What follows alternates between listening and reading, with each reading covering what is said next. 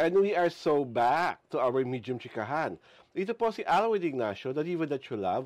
Kasama ko ang aking kumaring ultra maldita. Hi, this is Alex Brosas. Ito po on the TT Show, ang Tarayan at Talakayan Showbiz Edition. Mare, pakipaliwalag mo muna nga sa akin.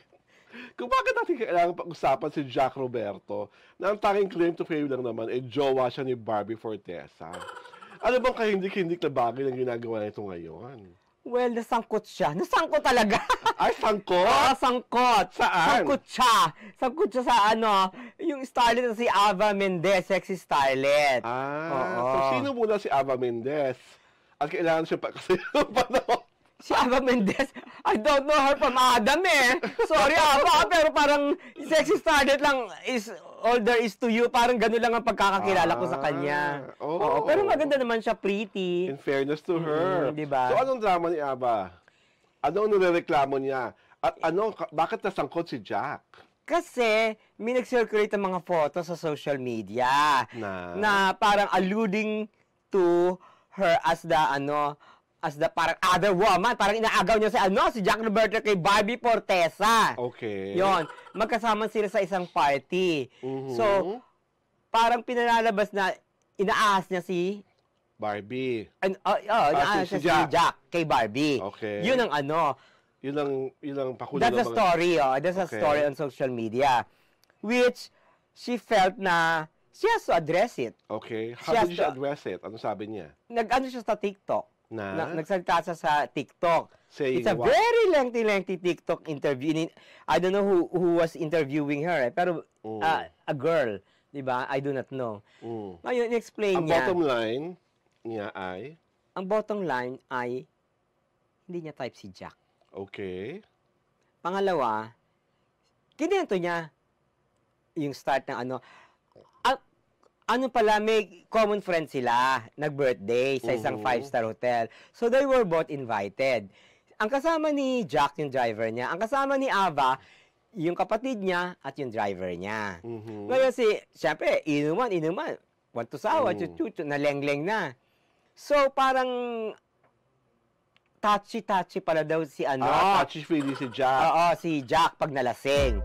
So, ang sabi naman niya, yun naman ang ayaw niya. Pagka nalasing din siya, ayaw niyang tinatouch naman siya. So she didn't feel she was being violated? Hindi naman. Ngayon, so ang feeling lang niya, parang nalasing, kaibigan mo, nalasing, chuchu. Although hindi naman sila close friends, parang nalasing na, ganun. Kaya naintindihan niya yun. Kaso may naka-picture sa kanila, naka-video yata na, kasi pasakay sila ng elevator. Kasi sa kalasingan nila, ang feeling nung nag-birthday, baka mapahamak sila pag umuwi pa sila, no? Ay, mayaman ng may birthday. Ay, isa-isang Bigyan sila ng mga rooms. Ngayon, Ngayon, syempre sa elevator, leng-leng na, nakagano na sa kanya. So, parang, yun ang nakuna ng picture. Parang, so, ang dating, parang inahalikan siya, inaamoy siya, inahalikan siya, ganon-ganon. So, naintindihan naman niya yon. Tapos, once there na sa nakatulog na siya. Pero ito daw si Jack, bumalik pa sa kwarto niya, sabi nung brother niya at saka nung driver niya, kasi gusto ba uminom? Sarado na yung pinag-inuman kasi naubos na nila yung alak. Tapos sabi nga nung driver ni Jack, driver ni Ava. Hindi, driver ni Jack mismo. Sabi, sir, magpahinga na kayo kasi parang may taping pa bukas. Ganon. Sumunod naman. Parang sumunod naman si Jack. Okay. Oo, yun ang story. So, diba? ang issue. Ang issue nga, pinagkakalat sa social media na parang inaahas ni Ava si Jack. Yun ang issue doon. At isa maganda kay hindi siya nagpaligo-ligo. Talagang to cut the chase. Talagang pina-explain niya, di ba? Okay. Hindi pinatagal ng todo, no? Di ba? Talaga? Oo. So, siya pala ang dahilan kung bakit nung gabi ng GMA Ball, naganda-ganda tayo kay Barbie Fortesa. Yun ang dahilan kaya lang magaang mata ni Barbie. Na-discover niya yung Ava episode. Hindi, parang recent lang to eh. Recent lang ba yan? Oo, recent lang to. Kasi hindi to kinukulik sa X. Ay, mali sila sa X. Recent lang to eh. Hindi to yung nangyari 3 months ago yata yung ball, di ba? So, pinakabago to. Oo, hindi ito yung search ko sa X, parang naglaro ng apoy daw. Daw ha, di kami sigurado. Sabi sa X, yung pagtanggi ni Ava na hindi niya type si Jack Oo. ay hindi daw totoo. Mm. Dahil naglaro ng apoy daw. Mm-mm. Totoo ka ba kayong naglaro ng apoy? Ava, Parang baka hindi, naman gusto mo magpaliwanag. parang Diba? hindi naman totoo yung yung... Paglalaro ng Oo. apoy? Diyos ko, dahil. Talaga? Oo, bakit? Can they substantiate it? Di ba? Paano kung meron lumabas? Ay, di iba. Saka ako maniniwala, no? Naku, Talaga? madali mag-anong ganyan, ano? Hindi mag-invent. Oo. So parang Diyos ko, kabi ka dahil. kay Ava. Ha? Kabi ka kay Ava. Hindi naman. Ako, for the truth ako. Basta nag-ano ka na ebidensya, tunay yung ebidensya, edi, ano na ako, true ka nga, di ba?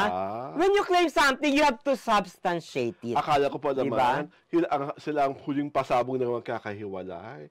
Si Barbie at si Jack. So, gusto mo? Sa taon na to, bakit naman hindi? Ay, ang tayo, Diba? bakit? Diba?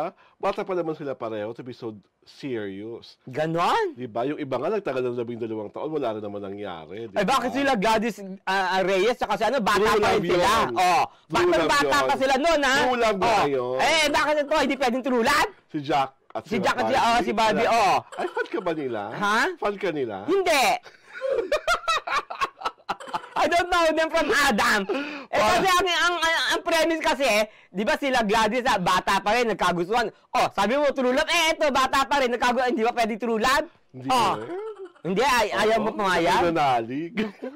Sa, parang yung mga, well, kung sa bagay, hindi kasi sila, pwedeng true love, dahil hindi sila love team. Sino? Si Barbie at si Jack.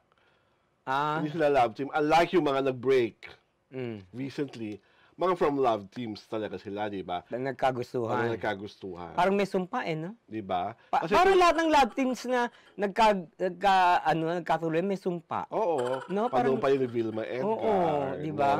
Nora Pip. Oo, di ba? Diba? Lahat, Yung mga- walang Juday Wawi. Oo, walang walang Diba? nagkatuluyan. Yung mga magka-love team nagkamala. Kasi si Christopher naman at si Gladys, hindi magka-love team. Oo nga, hindi. Diba? Tulad si Jack at si hindi sila magka-love team. Dahil if I remember it right, sa mga shows ng GMA7, ang pinipair si Barbie kay Ken Chan. Hindi, pero there was this series na 4 na kalab team niya, isa doon si Jack. Oo, pero hindi siya ang Pero hindi siya At talagang pinupush ng network si Barbie at si Ken, saka si Barbie at si Ivan Dorschner. Kumbaga si Adi Raj, si Ivan. nasa US na siya. Yes, siya. So hindi talaga sila magka-love team o nagka-love team. Nagkagusto ko niya yung character ni Jack kay Barbie, pero hindi Hindi At Pinoy. nagkaroon lang sila ng movie ni Jack, Oh. yung Badjao kay Louis. So, ano Ignacio. feeling mo magiging magiging reaction dito ni ni Barbie? Obviously, wala siyang pakialam sa isyong yan dahil nag-spend sa kanila ng Christmas Eve at Christmas Noche Buena si Jack Roberto together with her mom and dad. So parang hindi siya bother. Pero ang reaksyon ng mga netizens sa ginagawa ni Barbie, alam na ni Barbie na maraming red flag si Jack. Kaya lang, itong si Barbie, nagpapakamartir. Kasi parang feeling niya, after Jack, baka wala nang manligaw sa kanya. Oo, maganda naman siya. Meron Yun pang yun maliligo lang. sa Kasi kanya. parang Mali naman yun. Meron this very detailed, I just forgot the person's name. Meron siyang very detailed analysis kung bakit ang dami ng ginagawang mali ni Jack Roberto, allegedly, pero tinatanggap ni Barbie. Kasi nga, mas mahal na mahal daw ni Barbie. Sa Beldis must be loved. Diba? Sabi nga. Iba, lahat naman kailangan ganyan eh. Lalo yung pamatay sa nangyari kay Catherine. Mahal na mahal niya kay Daniel. Bago natapos. 11 years. Oh. Okay, Kim Chiu, Diba? 12 years. Oh, yun. Oh. So, baka gusto na ni Barbie, umabot sila ng 13 years. Aray ko! After 13 years, Matagal-tagal pa. thunders na si Barbie. Oh. Thunders na rin si Jack. Iwalay na sila. Hindi na nila mahal ang isa't isa. Oh my God. Nakakaloka. Oh, ano ba Ewan yan? ko sa'yo, Barbie. So, anong mapapayo mo kay Barbie? Well, if you really love the person, lagi naman lahat ng tao sabihin, you not only love the good points, but also the bad points. But I guess you also have to leave some love for yourself. Magdala ka ng pagmamahal para sa sarili mo. Para at least nakikita mo na, kung harap-harap ka na namang garapala na pala yung panloloko, nagpipikit mata ka pa, ikaw nang may kasalanan nun, di ba? Hindi ba naisip na hindi naman siguro magagawa ni kundi lengleng, kundi laseng? Naku, Oh. hindi yan totoo. Ang mga lalaki Diba? kahit lasing alam ang ginagawa nila. Ganon? Oo. Naku, parang you're talking from experience, Ay, ha? wala akong balay sa ganyan. Naku, ikaw pa ba? Diyos ko, day! At dahil dyan, ito po si Alwin Ignacio, the diva that you love. Kasama kong aking kumanang Ultra Maldita. Hi, this is Alex Brosas. Ito po ang The TT Show, ang Taraya na Talakayan Showbiz Edition.